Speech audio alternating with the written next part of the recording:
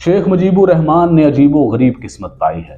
एक वक्त था जब 1970 की दहाई में शेख मुजीबुर रहमान की आवाज पर करोड़ों बंगाली लब्बैक कहते थे और इसी आवाज के पीछे लगकर उन्होंने पाकिस्तान तोड़ दिया था और बांग्लादेश का क़याम माज़ वजूद में आया।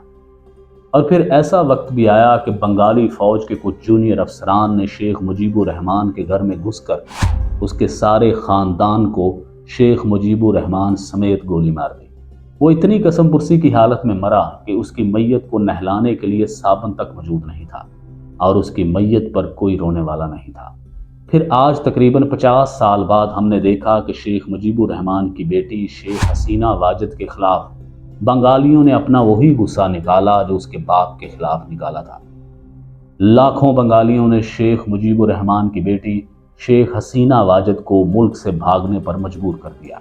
शेख हसीना वाजिद बड़ी अच्छी तरह जानती थी कि बंगालियों का गुस्सा बड़ा शदीद होता है क्योंकि उसका सारा खानदान मारा गया था।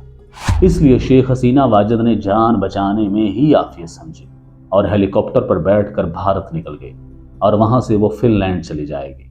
लेकिन गुस्से से भरे हुए बंगाली यहाँ रुके नहीं बल्कि शेख हसीना वाजिद के बेडरूम तक पहुंच गए और फिर पार्लियामेंट तक भी। कुछ मुजाहरीन ने शेख हसीना वाजिद के अंडरगारमेंट्स भी चुरा लिए और फिर सोशल मीडिया पर उसको लहरा लहरा कर दिखाया। ये है बंगालियों का गुस्सा।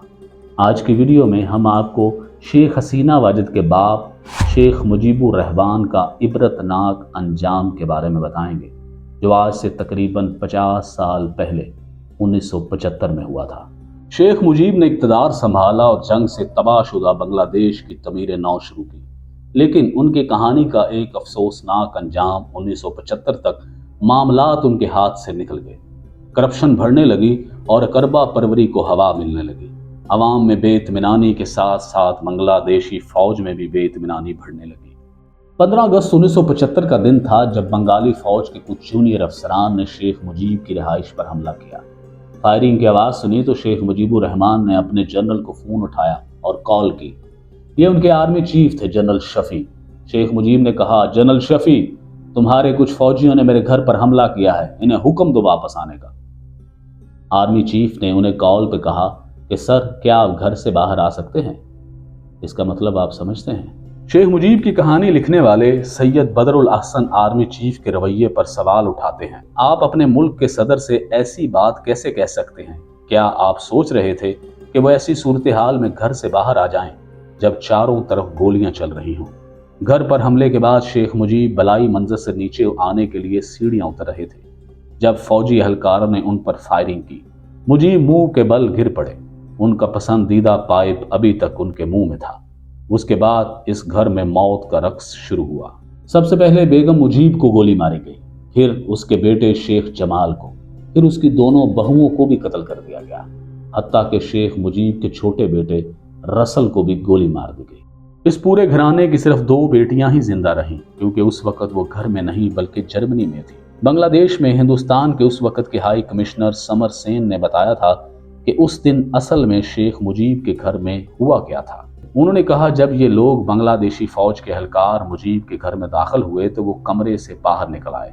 इन्हें लगा कि वो गलती से उनके घर में दाखिल हो गए हैं।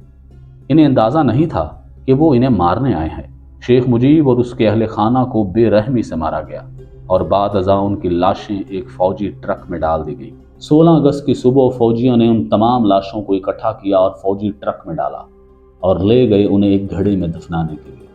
शेख मुजीब की मैयत के अलावा तमाम डेड बॉडीज को एक घड़े में डाल दिया गया और ऊपर से बंद कर दिया गया।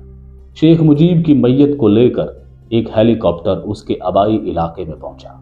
फौजियों ने उस मौके पर उनके गांव को घेरे में ले लिया ताकि लोग उनकी नमाज जनाजा में शिरकत भी न कर सकें।